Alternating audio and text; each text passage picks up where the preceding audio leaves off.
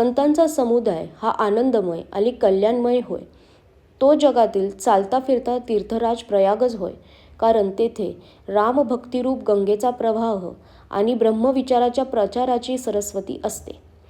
तसेच तेथे विधी निषेधरूपी कर्मांची कहाणी ही कलियुगातील पापांचे हरण करणारी यमुना नदी असते आणि हरिहरांच्या कथा त्रिवेणी रूपाने शोभत असतात, ज्या ऐकताच संपूर्ण आनंद देऊन कल्याण करणाऱ्या असतात.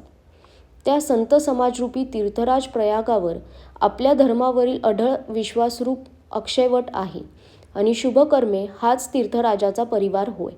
तो सर्व देशांमध्ये आणि सर्व काळांमध्ये सर्वांना सहज प्राप्त करू शकतो. त्याचे आदराने सेवन केल्यास तो सर्व क्लेशांचा नाश करणारा आहे.